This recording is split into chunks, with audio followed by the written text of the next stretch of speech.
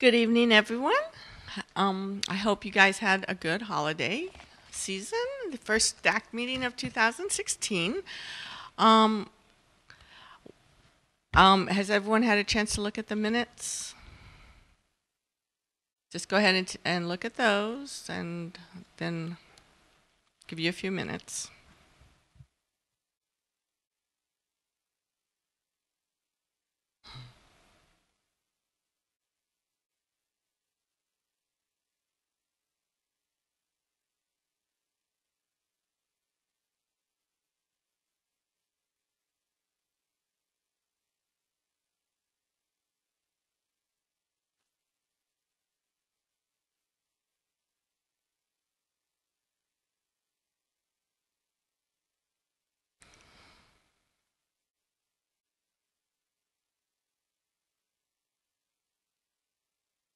Okay?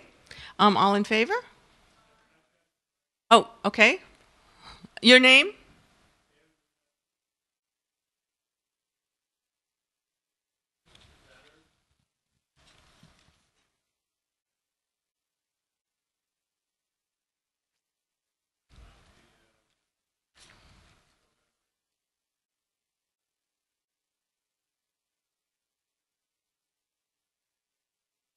Who? The presenter on the 18th on this. Wait. Oh, page 2.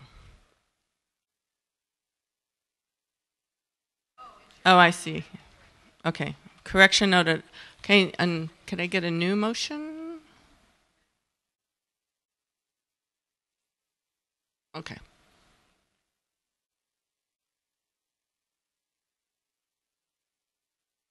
Okay, yes? Okay. Yeah. All in favor? Opposed? Okay. Minutes have been accepted with the correction as noted. Okay, now we have public comment, which is from non-DAC members about agenda items. No one? Okay. Then we will hear from our school board representative, Steve Teuber. Good afternoon, ladies and gentlemen. Today you are going to hear about the new assessments or just changes in the assessments and continues how the state is dealing with our assessments as they continue to evolve through this iteration of their drive to success, quote unquote. The Lee County School Board, through with the leadership of Dr. Atkins and his team, has made it clear, and through this board's direction and philosophy as well, that we really can't wait for the state to figure it out. So we're doing it internally and setting our standards, because what we're learning is, even though you graduate and meet the Florida standards, you're still not meeting the standards that you need. You go to a college, you're supposed to be college ready, yet our students are still taking remedial classes. So, in Lee County, we want to establish, and not only that, but they set one standard for everybody, whether you're going to college or you're going into trades or doing something for the business world. And our business people have made it clear to this board, our kids are graduating, they're not ready to go to work. They come into a workforce, and there's some skills that they just don't have. So we're looking at making our curriculum to meet everything that the state wants to have us do, but to make our standard, the Lee County standard, so that when our students graduate and they're going to college, they're ready for college. And when they're going for the business world, they're ready for the business world. So that's the new focus and what Dr. Atkins is trying to put in place. Part of that is going to be explained in good detail in one of the things that we're trying to do as this board and this administration is to be as transparent in this process as we can to our students and to our parents and to our community by reaching out and finding out, not only to let them know what our visions are and what we're planning to do, but to get impact and get dialogue. One of the first meetings that we're having is tomorrow at South Fort Myers High School at 6 p.m. And that'll be the first opportunity of several community outreaches where we're actually encouraging parents and community members to come out, listen to Dr. Atkins and his vision and his leadership team, what they're trying to roll out. And also then part of the second half of the meeting is to get input from the community as far as, testing, how much testing and so on. Dr. Atkins has heard, and the board has heard, that when Dr. Atkins let go of all the testing and said, you guys don't have to do it, some people did. Some people just continued doing what they were doing. In other words, he pulled back the reins and said, let the schools make the decisions. And after retrospect, Dr. Ralph and Dr. Atkins said, okay, maybe we need to be a little bit more clear and a little more directive that we really don't want these tests. And so the district is taking back control over some of these issues, and you'll hear about that a little bit more tomorrow, to make sure that all the schools understand that we were testing too much and we need to reduce it. So, it was just, they were hoping that just by releasing the clamps that everybody would kind of stop doing the testing that was being mandated. And some of them people were just like, no, we're good. Well, no, we want you to, the testing was too much. Everybody knew it. The parents knew it. The children knew it. The teachers knew it. So now the district is taking a little bit more control over that and making sure that we not only are uniform throughout our district, but that testing levels get to a level that we feel is acceptable. So that's the progress. If you want to learn more about it, I encourage everybody to attend 6 o'clock tomorrow at South Fort Myers High School. Thank you. Thank you, Mr. Teuber. Now we will hear from our Assistant Superintendent, Soretta Ralph. Good evening. I just want to expand a little bit on what Mr. Teuber was elaborating on with the focus for focusing on our standards. We do want to look at the testing and the progress monitoring. We want to talk about what testing is going on in the schools. We want to hear what the teachers actually need in the schools, because we know that the data does drive instruction and the individual needs of each student, and looking at those students. We also know as parents, you want information on your children. You want to know the growth that they are making, and you want that information in a timely manner, which unfortunately is not what DOE has been able to provide us in the past. And you want the information that is readable. Cut scores are not something that is important to you. So we want to look at presenting you with a type of scoring and grading that you're going to understand. And we've got something that might be appropriate to you, such as a balanced scorecard. We want to take your student where they're at and let you be able to see where they were at the end of one school year, and then show you where they're going at the end of the next school year. We want you to be able to see the gains that your individual child is making. So that's what the balanced scorecard is about. Another thing we want to talk about, as Mr. Teuber was elaborating on, are those standards. What standard is going to be necessary for your child to meet the goals that they want in education? Are they going on to a university? That may not be the fit for every student. Are they going into the workforce? Are they going into a vocational school or a trade school? So we need to come up with different standards and different plans that students can be aligned to, so that they're successful and they're ready when they leave our schools. So we want to talk about that, and our goal is to have that ready to roll out in 2017. It's a big task. We would love to have it ready for this fall, but we've got to talk about it, and we know from past mistakes that part of that is conversation and understanding with the parents and vetting it with the parents, so that we all have an understanding and knowledge, so that we're all in this together, so that we're communicating all along, because we all have to have an understanding, and we have to have that buy-in from you as community members. So we need you to talk to those that are not here and encourage them to join us at South Fort Myers High School. If they're not able to attend, then we need their input, and we'll be able to develop some kind of communication tool where if they're not able to attend, they'll be able to provide input at a later date. Another thing that we want to talk about is, again, that progress monitoring tool. And when we talk about progress monitoring, the word progress monitoring and assessments, those words seem to be causing a lot of angst with a lot of people. They get used in various ways, high stakes testing, and it becomes bothersome, and it just causes people a lot of anxiety. So we want to learn about terminology, and we want to learn what those really mean. We want to learn that progress monitoring is ungraded.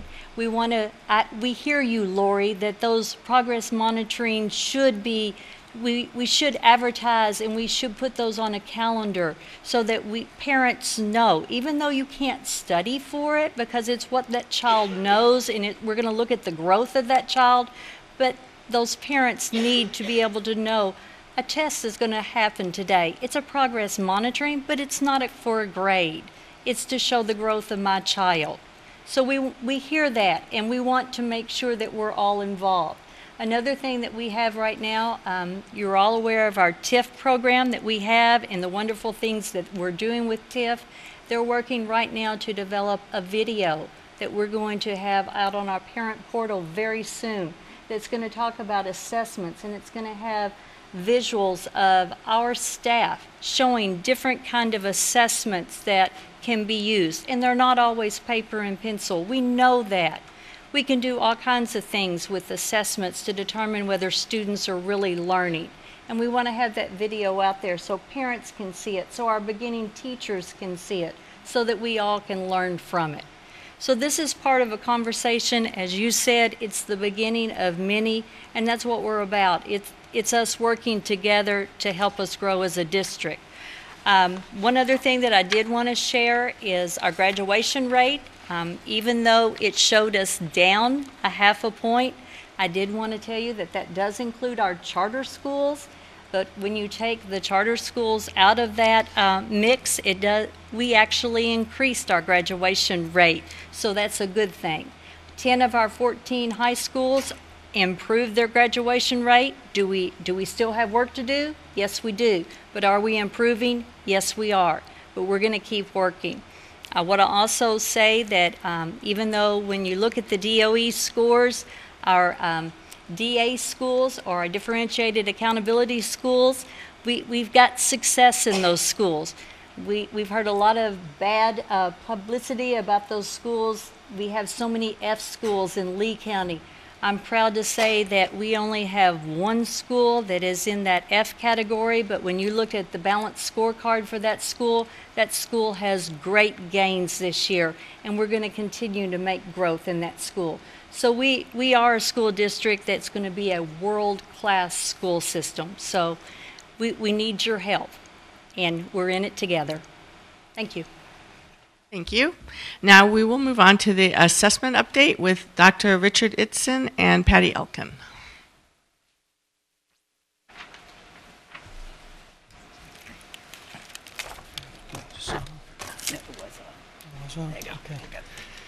All right, good evening.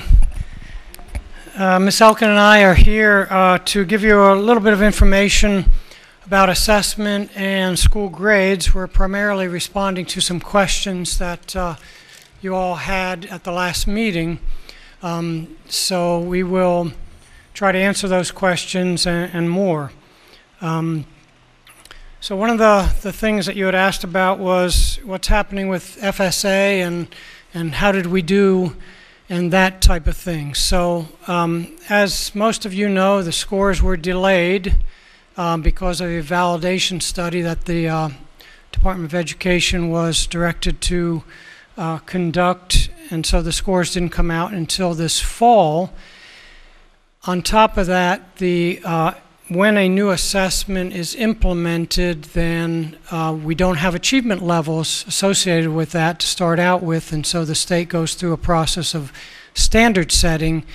And they went through that process, and the commissioner recommended cut scores for the scores on the FSA tests. That is to establish the cut scores for levels 1, 2, 3, 4, and 5.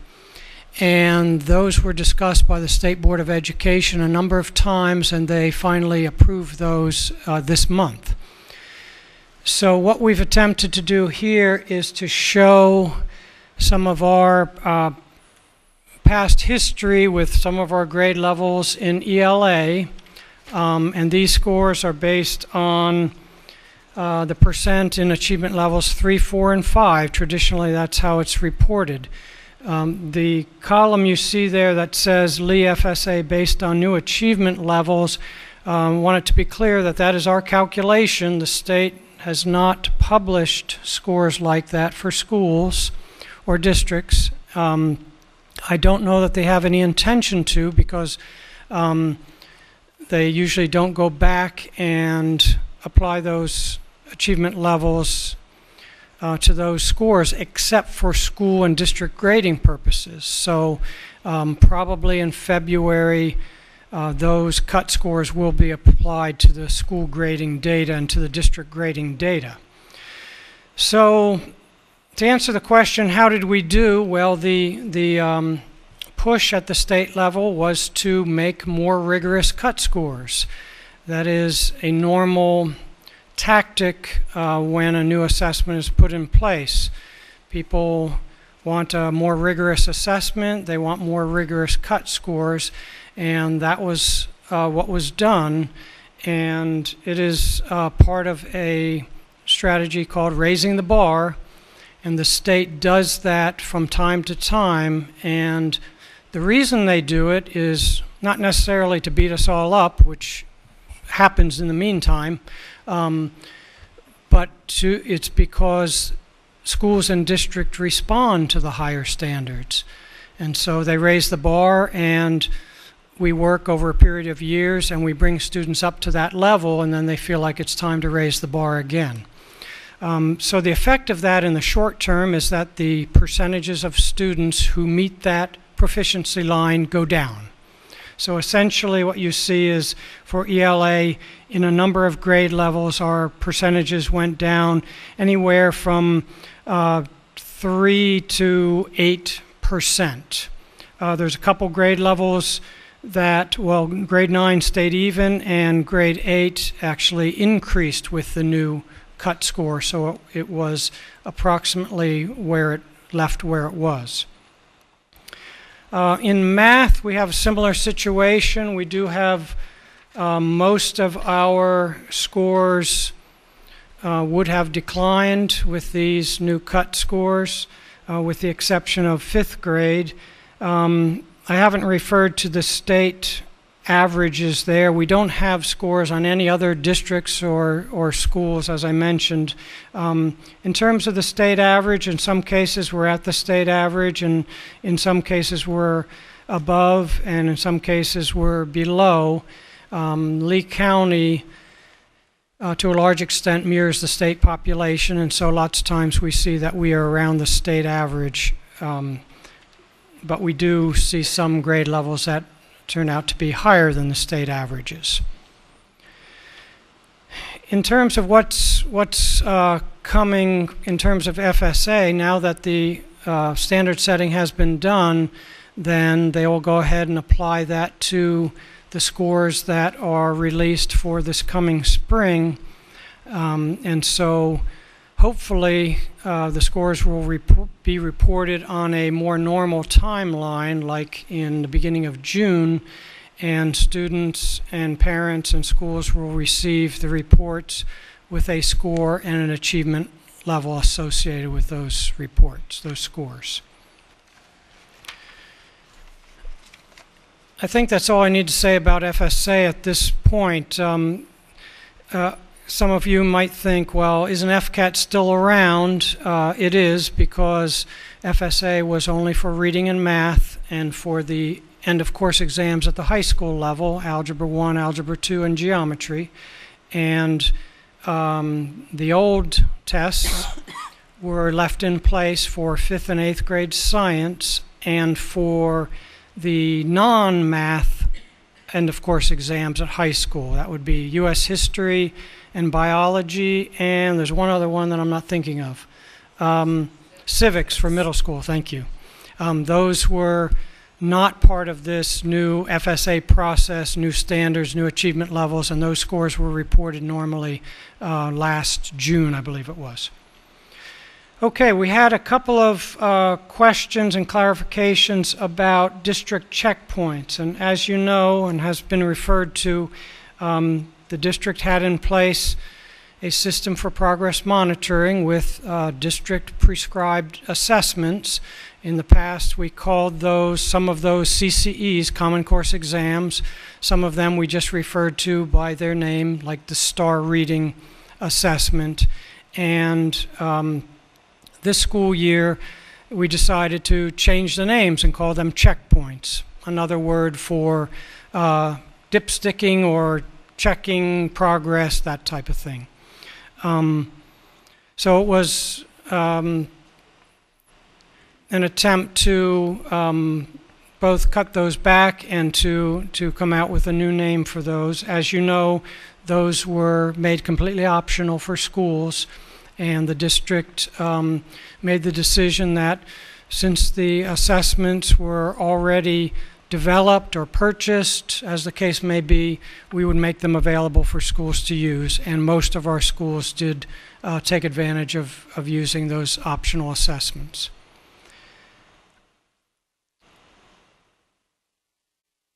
You may have heard the term checks. In the past, those were sort of apart from our progress monitoring assessment. Those were assessments that grew out of the unit tests in the textbooks themselves. So we had Go Math, and before that I think we had Treasures, was that the math curriculum? And so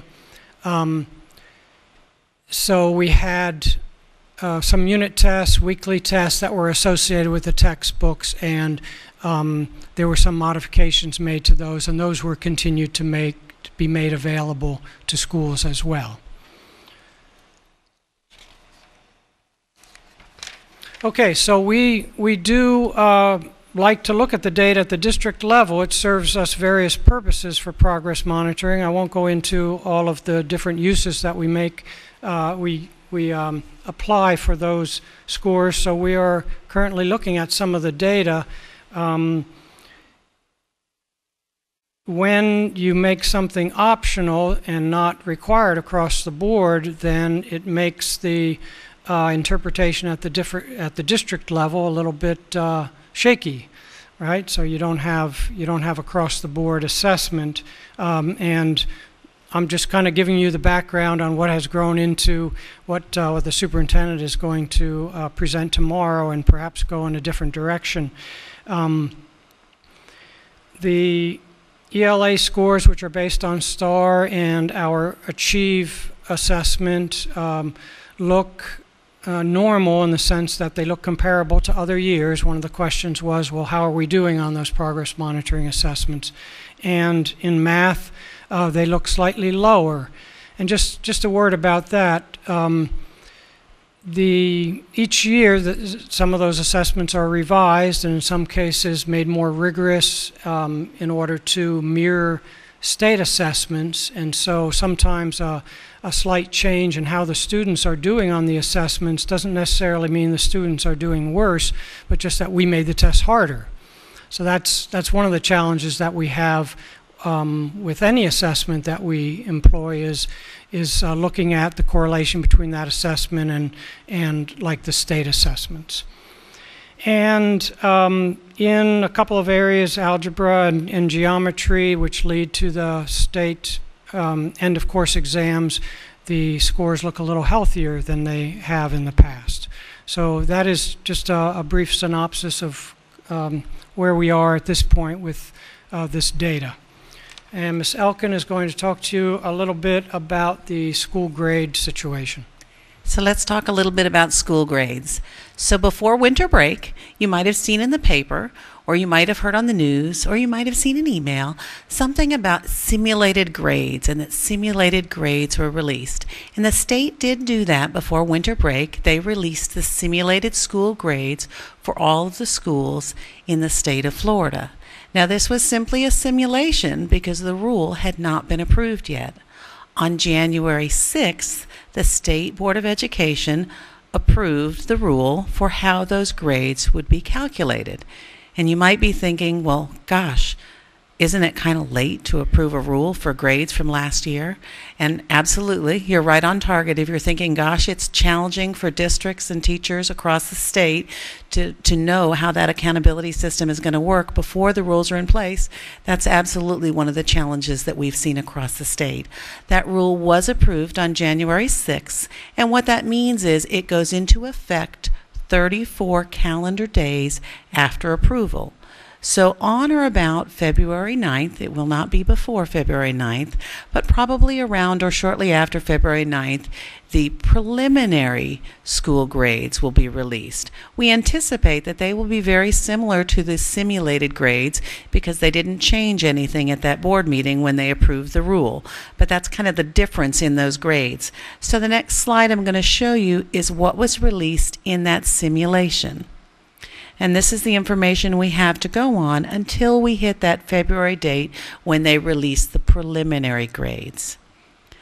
As you can see, there were some changes. The bar on the left, or the darker bar, if you can see that, is the prior year, and the bar to the right is the current year. So we're always kind of looking a year behind when we talk about school grades. So when I say current year, I'm talking about last year's school grade. So as you can see, from 13-14 to 14-15, in the simulation that the state released, we have a few less A's. We have 4 less A schools. We have 2 less B schools. We have 13 more C schools. We have exactly the same number of D schools. And we have 3 less F schools. The other thing to keep in mind when you think about school grades is the 14-15 grade, this simulated grade, was based only on proficiency or students that are level 3, 4, or a 5. Dr. Ritson talked a little bit about those cut scores and how important they were, and that's why the release was so late, because they had to determine where those cut scores would be.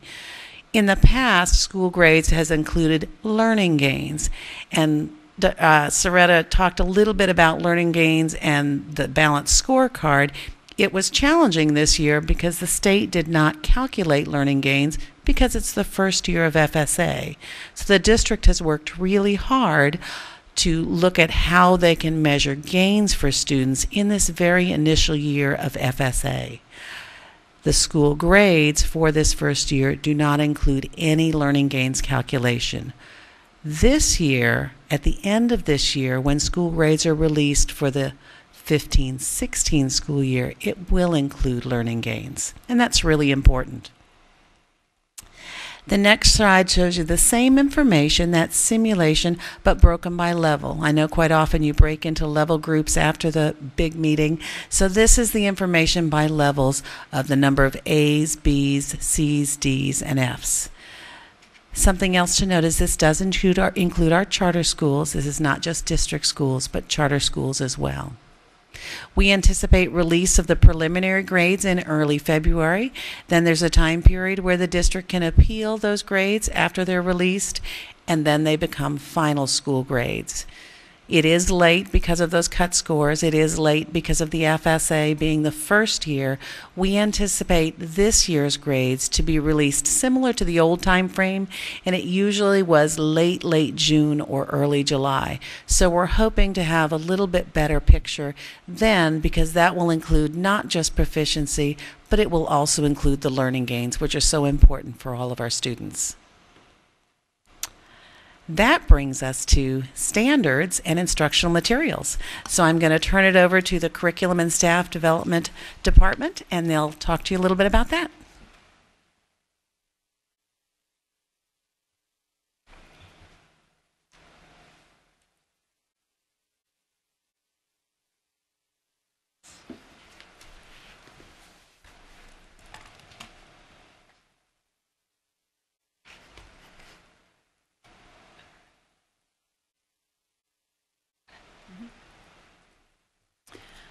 Well, good evening. I am Brandy Macchia, and I am the Director of Curriculum and Staff Development for Elementary. And I'm Melissa Robry, and I'm the Director of Secondary Curriculum and Staff Development. And standing behind us, who's not listed on your agenda, who will be doing part of this, is Rob Stratton. He's our Coordinator for Instructional Technology and Textbooks.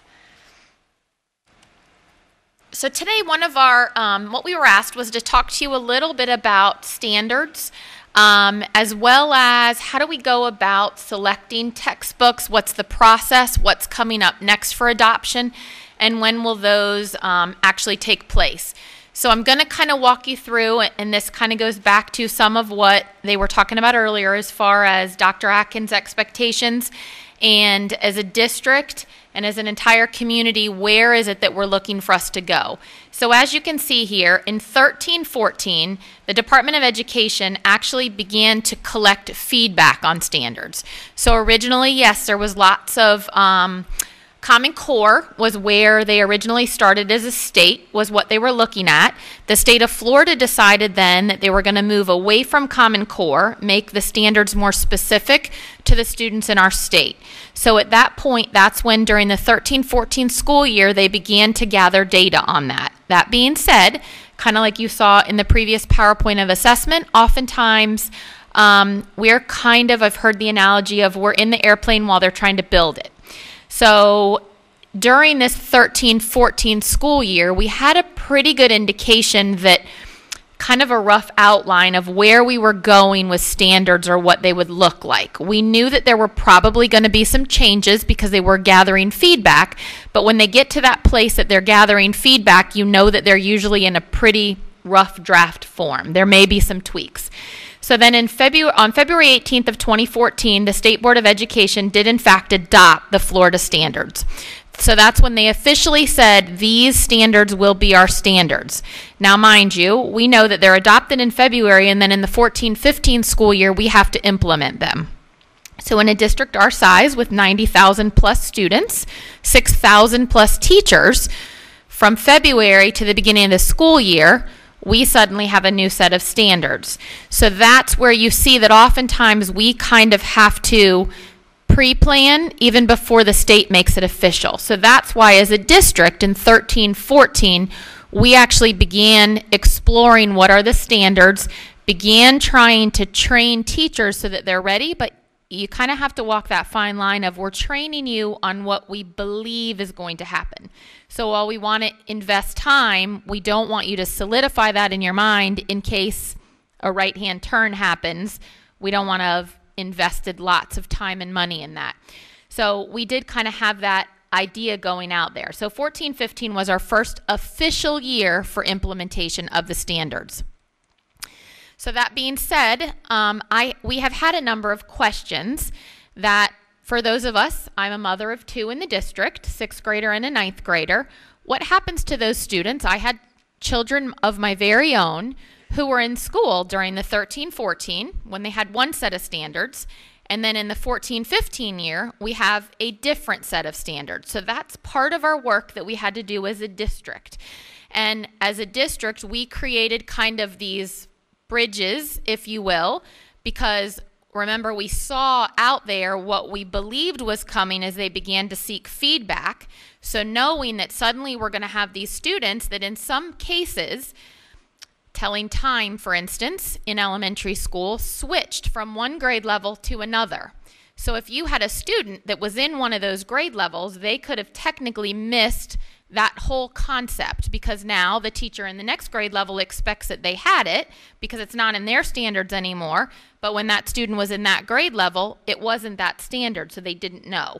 So there were bridges that teachers were, during that 13-14 school year, trying to backfill. So during the 13-14 school year, teachers were in fact teaching the current standards as well as beginning to identify where those gaps were that students are going to have. So now, mind you, picture a teacher. I'm a teacher. I'm teaching the standards I've always had. I'm trying to teach everything I have to in my grade level, in addition to whatever gaps these students may have, and I'm trying to learn what the standards really are in the process, let alone if you're a brand new teacher and you're trying to learn the standards as well as the new standards that are coming and try and fill those gaps.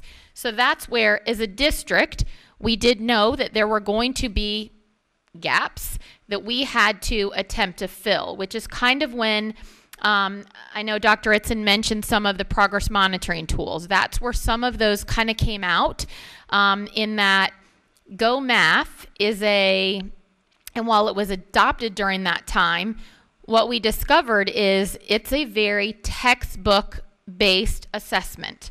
So the curriculum department began developing assessments or checks or checkpoints or wherever they are, that are standards-based, so that way we knew which kids knew which standards so that we could backfill for some of those students. Because now in the meantime, not only do we have our students across the state who may have gone from here to here, we also have kids who are coming in from out of state who may have a whole different set of standards. So that's where when you hear the word checks or checkpoints, they're very standards-based driven. So what are the standards that are expected to be known in that grade level? So we can figure out where students or classes as a whole have gaps. So how did we educate? Our first challenge was we had to begin to educating teachers. So we had to focus on making sure that teachers during the 13-14 year knew what their standards were, because if you're a 3rd through 10th grade teacher, you're still testing on the FCAT.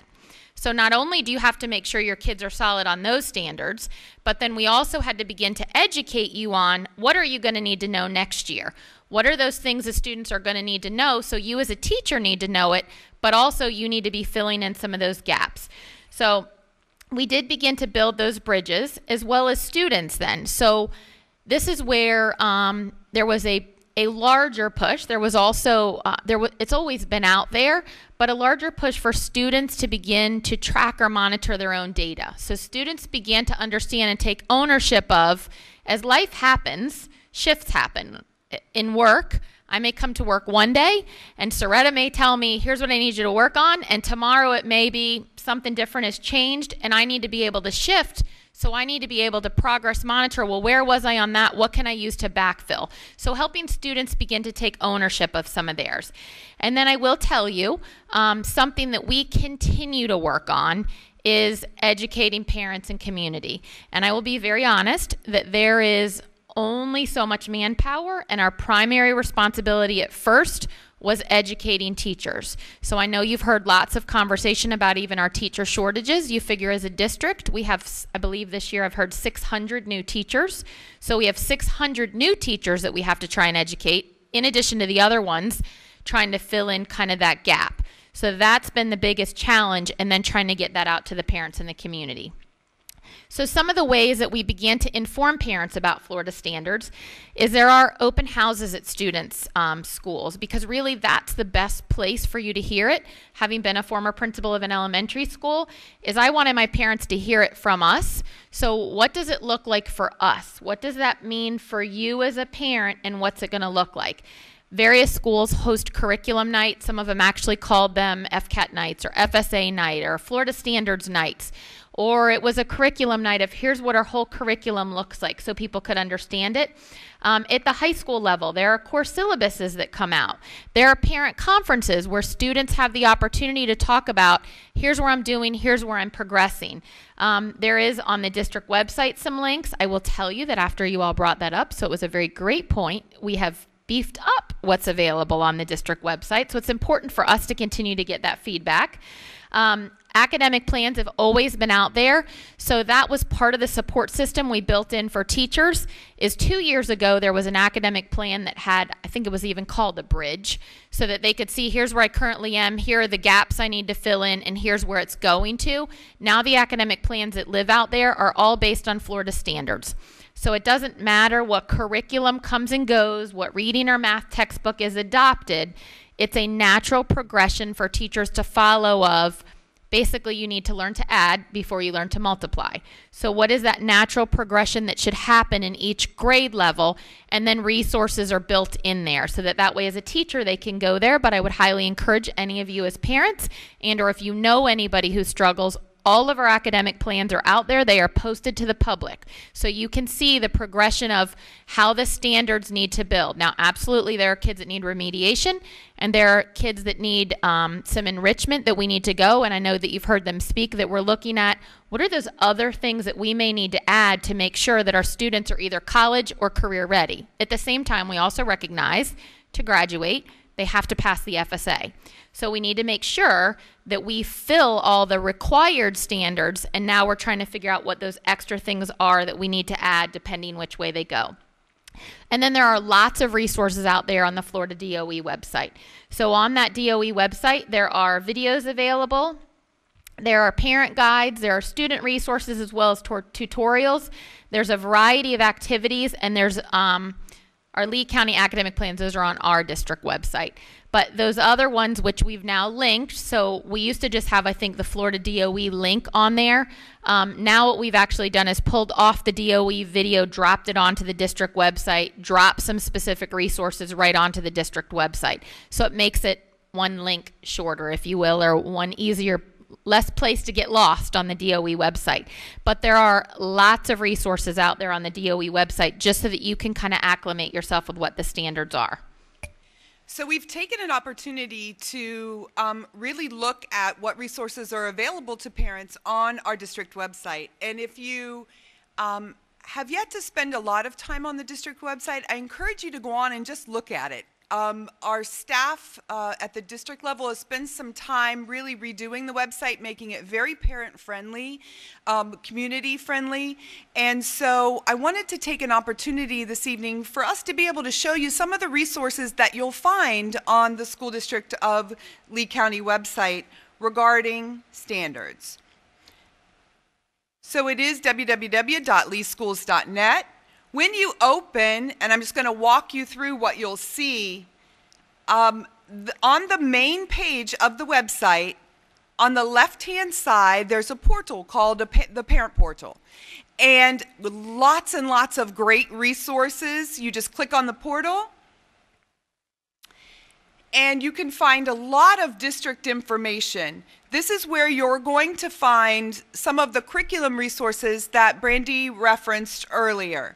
You'll see at our middle school level, we have our Global Lee one-to-one Chromebook initiative going on right now in the first year of implementation. There are lots of resources under the Global Lee link in regard to that implementation. We also have graduation requirements and academic advising information for parents to see. Our school district academic plans are, as Brandy mentioned, right on the website. So you click on academic plans, you can see the academic plans for elementary school, for middle school, and for high school. On this same link, you'll also see our school district program of studies for middle school and high school. The program of studies for middle school and high school lists all of the courses that we offer in Lee County, and there are descriptions of each one of those courses. And then there also under this link is the student progression plan, which guides our academics in Lee County.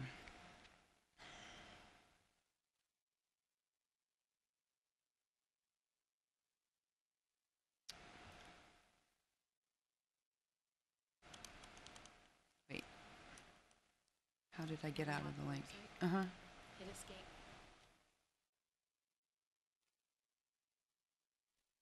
Internet Explorer.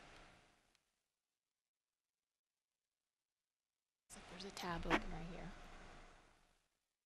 No?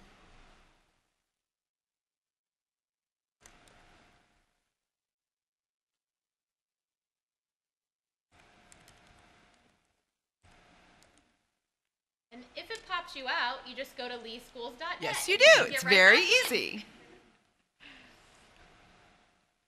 Okay, so I'm back to the parent portal.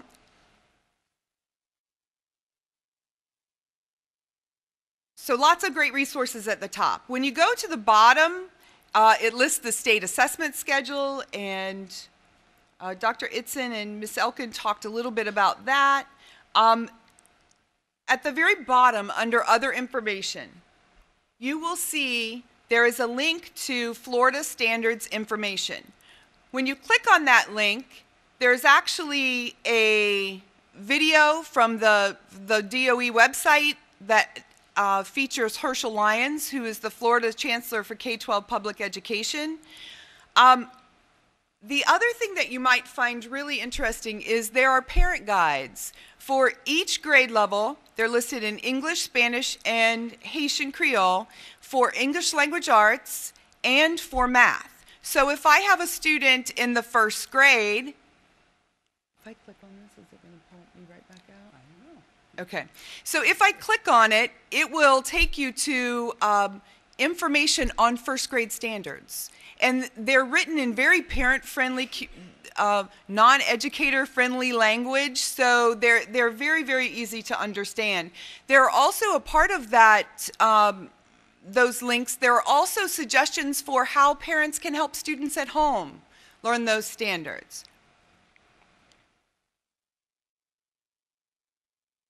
There we go. Also under the Florida Standards page, you have some other resources that are available. There is a great resource called Florida Standards Student Tutorial, and this is available to all students. They have tutorials, they have videos, they have different interactive resources that you can use for standards in English language arts, math, science, and civics. And you can see there are quite a lot of resources, and they're grade level specific and standard specific. There's also a link to our page to family reading activities. Lots of information on summer reading lists and different reading resources that are suggested by Florida Reading.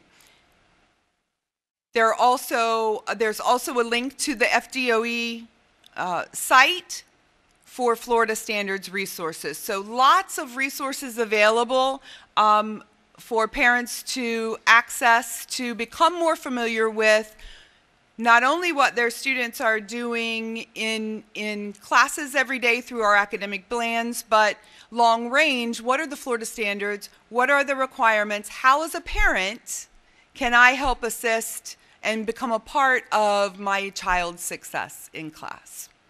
So next we have Rob Stratton, our coordinator for instructional materials, and he's going to answer the questions that came from DAC regarding our instructional materials adoption policy. All right.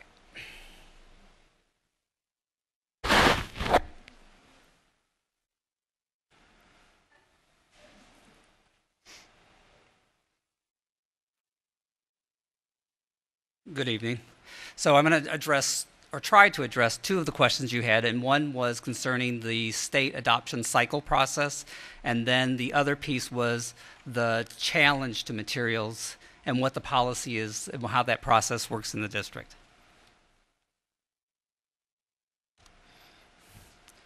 So this question, the question of what the adoption process is, or the cycle is, currently we are reviewing materials for career and tech ed courses and art and music. So this year's adoption covers those subject areas, and then next year's adoption is K-12 social studies. And that adoption timeline is out on the DOE's website as well.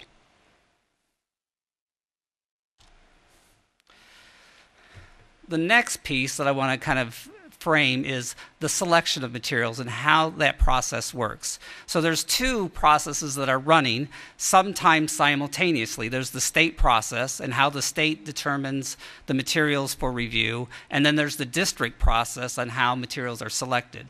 And they're really divided into three stages. The staging process is when we're getting the materials selected and ready. So at the state publishes the course call out to publishers and says, hey, these are the courses that we want to review this year, materials for. And then the publishers submit bids. And they submit bids for their materials, and they become part of that adoption process.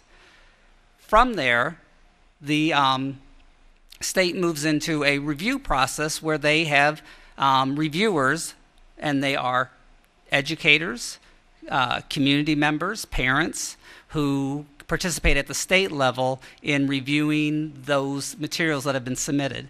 And they're given a rubric to follow and specific guidelines on how to review those materials. And there's training that's provided for those reviewers as well. Then once the reviewers finish, they submit their findings to the state, And then the materials that made the grade become part of the official state list. And it's from that list that districts look at, here are the materials that have met state standards for content for our students. And the districts use those lists to begin purchasing or reviewing materials. So at the district level, we kind of mirror that same type of process. We have a staging process as well, where we're going to identify courses that we want to do a review for. And then we meet with the publishers and kind of lay out what the plan's going to look like. This is how the process works for Lee County. And we meet with them every year to make sure that we're all playing by the rules. And then those publishers in that staging process provide us digital access to those materials. And then we make that digital access available to the community and then to teachers as well. So then that moves us into, once we've kind of got all the nuts and bolts together, we move into the review process. And we are currently moving through this review process now. Our next event coming up is the Publisher Showcase on January 28th. You're all welcome to attend. We will have publishers here in this building in the Caloosahatchee room. And this is an opportunity for parents, community members, teachers to really interact with the publishers. And this is where they can ask them questions, actually see the materials firsthand instead of just digitally. While this is going on, schools are reviewing the digital access that we've provided them. And they're beginning to have conversations at their schools. How do they rate these materials? And they're providing feedback at the school level to share once the district committee is formed. The coordinator for the subject area that we're reviewing materials develops a rubric. It's typically aligned to the state evaluation tool, made a few tweaks here and there to kind of address Lee County. And then that's provided to the schools as they're reviewing the digital access. They're scoring them against the rubric as well. We formed district committees for this review process. And in fact, the committee, the link to some request to be on a district committee is still open until Friday. So it is on leeschools.net. It's right on the front page if you're interested in serving on a district committee for selection of materials. On those district committees, we have teachers, administrators, community members. They're all available to, they're all on the committee to help make the selection, make the recommendation on here's the materials that our teachers feel best aligned to the needs of the students in Lee County. And then that moves us to the approval process. The district committees makes recommendations. And typically what they'll do is they'll say, we found for this course 2 materials that meet our needs. And they'll give us those 2 choices. The superintendent brings the recommendation from the committees to the school board. We have a public hearing as part of that approval process. And this is where the community gets to weigh in and at the public hearing.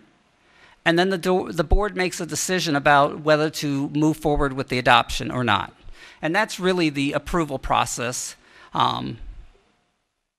The next part of the adoption, once the board has made the decision, we kind of, let me address community participation since we're here tonight anyway. These are the committees these are the materials that we are reviewing. And you can see that on our website, we have a link to instructional materials. And I'm going to go out. Here we go. And I want to show you where the link is. Right here, these are the online materials for you to review. The publishers provide access to the community and so these are links to directions on how to log in so you could review. And then if you're interested in serving on the district committee, this is where you would submit your request. And then the subject area coordinator contacts the community members and invites them to join the process. So let's talk about the challenge process for materials that we are considering for adoption. So remember, the last place I left you was the board had adopted materials. So then we move into the challenge, if there is a challenge to that selection. So who can submit a challenge? Any interested party or citizen of Lee County, parents or guardians. And then how is that done?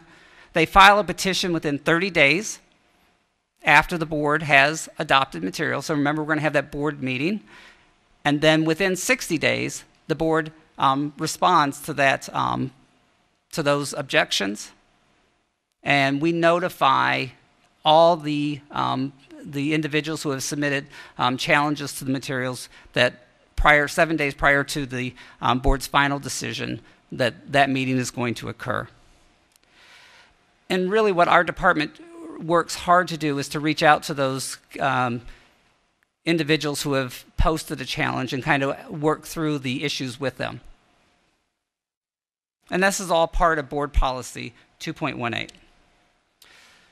So that's the challenge process for when we're adopting materials. There's also a challenge process for after materials have been adopted, purchased, and they're in the classroom and being used by teachers and students. So again, the who is the same group. And here's the how. So at the school level, since typically the challenge comes at the school level, the person that's submitting the challenge will write a letter to the school principal. And then that principal will work with a school designee to meet with the individual to work through the issues as to what the challenge is about and try to resolve the issue at the school level. And per board policy, as long as they can resolve the issue without the materials being removed from the classroom,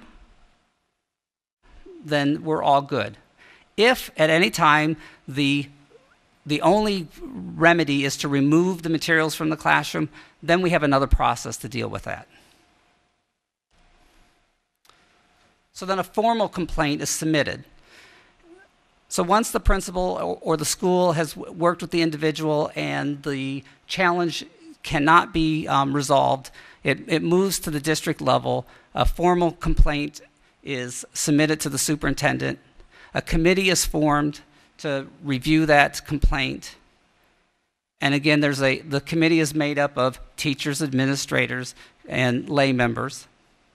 And then the committee reviews the complaint and submits their findings to the superintendent. And from there, the decision is made on how to resolve the issue. So those are the two ways materials are challenged: prior to the purchase of materials and then after the purchase of materials.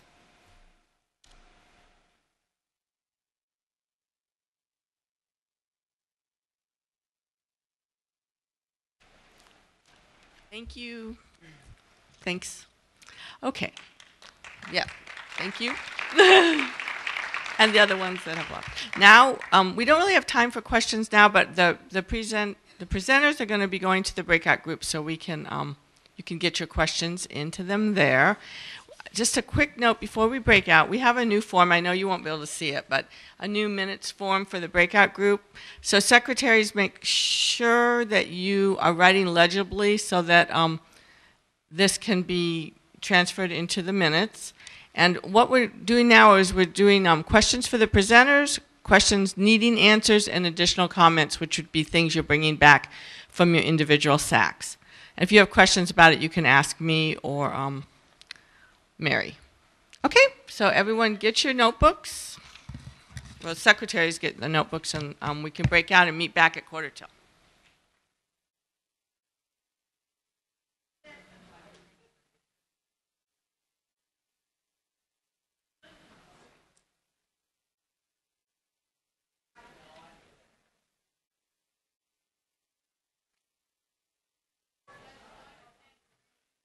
So many A schools in Lee County. We got a couple interesting answers. Some of it had to do with the bar being lowered on a state level, and also Dr. Adkins is attempting to make a Lee County standard to mitigate some of that. And we had also some questions regarding how much time is spent by the committee, the curriculum committee, when adoption of text is undertaken. And basically it's a 2 to 3 day process, but it is flexible. Sometimes if there's a heavy load, it'll end up being 3 days, some days 2 days. Also, there was a general tone of frustration in the high school meeting that students are graduating without a very significant set of life skills. Not being able to answer the phone, conduct a conversation professionally. This was actually voiced by a lot of employers in the Lee County area. And yeah, I got to shorten some of this. This is going to take all night. Okay. We also were enlightened about an interesting course that Ms. Robery created called the Freshman Success Course, which was done to acclimate freshman high school students, kind of get them on the path if they're going to attend college, understand what are your responsibilities, what should you be aware of in terms of the seriousness of the curriculum, not taking your studies seriously, understanding that each grade would impact you on your career path. So that was an important thing in that freshman success course that was created by Ms. Robery. Strong desire to bring back shop and home economics. Anybody? Thank you. Okay.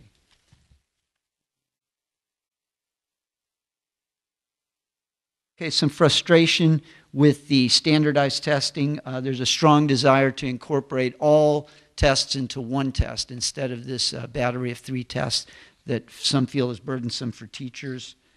And that's about it. Thank you. High school. Thank you, high school. Now we'll hear from elementary school.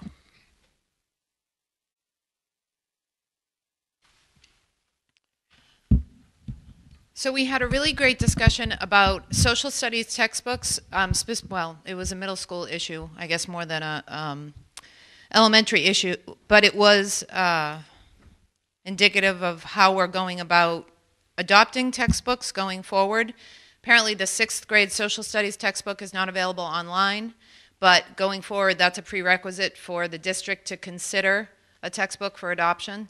They have to play by our rules, and our rules are there must be an online component to the textbook if you want us to adopt it. They were able to fix that problem for the 7th and 8th grade, but they won't be able to address the 6th grade online component for another 2 years when that book is up for readoption. Clarification was made in terms of whether we can buy or adopt materials that are not on the state adopted list. 50% of our textbooks must be on the state adopted list, and then we can purchase our other materials off of that list. This gives us a particular problem at elementary school because there are so many elementary school students that just buying one textbook off the state adopted list would put us over that 50% mark. So typically we see materials purchased off the list in high school and or middle school. We had some other great discussions about testing and the fact that we are trying to move this decision down to the principals and down to the teachers. That was the directive. It was not clearly communicated, but we're trying to do a better job. We're trying to get out there in front of the community and let them know this is where we're headed, this is what we're trying to do. And hopefully there's a lot of discussion too about the fact that there's still a lot of sensitivity surrounding the whole testing issue, and some of the current concerns are driven by old sensitivities, but as we move forward, we believe that we're doing the best for the students, because what we're telling teachers is you need to do what's best for the student that's in front of you at that moment. And if teachers are allowed to follow that, then great education will follow.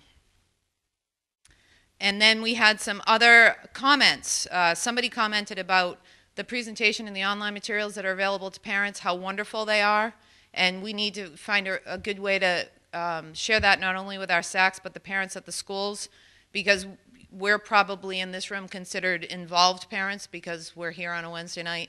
How do we get parents who are a little bit less involved to become aware of these fantastic materials that are out there at just the click of a mouse? We had discussion about how to get more people to go to SAC meetings. We took sort of a poll of what time and what dates those SAC meetings are used and how they're communicated. A point was made a couple of times and made very clearly in our group that learning gains are a really big piece of school grades. Learning gains were not included in the 2014-15 school grades. So you've seen some school grades go down, but it's not the whole picture, because we did see some big learning gains in those schools. We just didn't have a way to measure it that satisfied the state. And I think that's about it.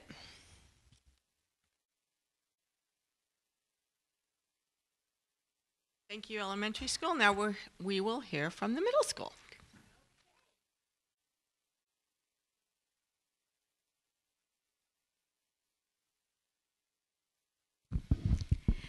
Oh no. Hi, Kelly Lavis from Three Oaks Middle. We had a very exciting discussion today. We talked about the concept of progress monitoring and whether it's optional or required, and how and by what statute. We talked about that if each school is allowed to do their own thing when it comes to testing, then how do we ensure that there is consistency and that gains are made throughout the district, consistent gains are made throughout the district. We talked about that sometimes there are gaps between what is going on in the classroom and then those final checkpoint or quizzes or EOC exams at the end, there being these huge gaps, and how we can try and fix that so that not that the teacher is teaching to the test, but that testing material is covered in class. So kind of going about it backwards. So here are some questions that still need some answers. And one was presented by one of the middle school teachers, that the blueprint for middle school changes, or that there are times when we start out with one type of set of plans for the course, and all of a sudden we get a new directive, a daily directive, okay, anyway, and that there's no chance to reteach what has already been done, and that again creates chaos in the classroom, poor grades, and frustration.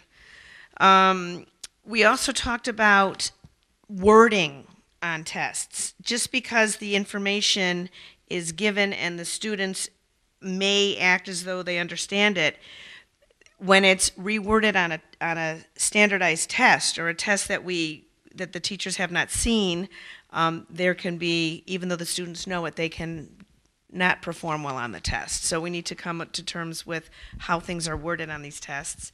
And then we talked about the concept between algebra and algebra honors, and how one honors may not be offered, or regular algebra may not be offered, and only honors algebra, which may shut the door on a bunch of students that could perform well.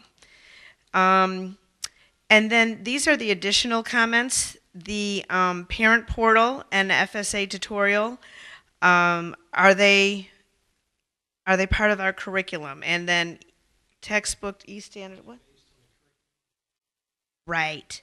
Are these, all of the materials, based on curriculum or standards? And hopefully we are hoping to see that the standards and the curriculum become one and the same, right? Okay,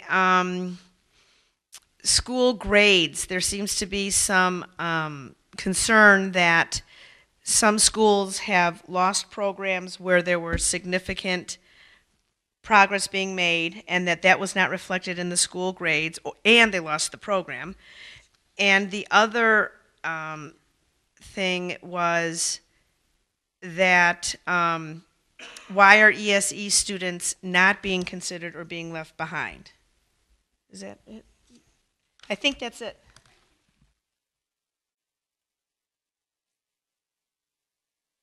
Thank you. Now is the time for public comment from non-DAC members about non-agenda items. Okay.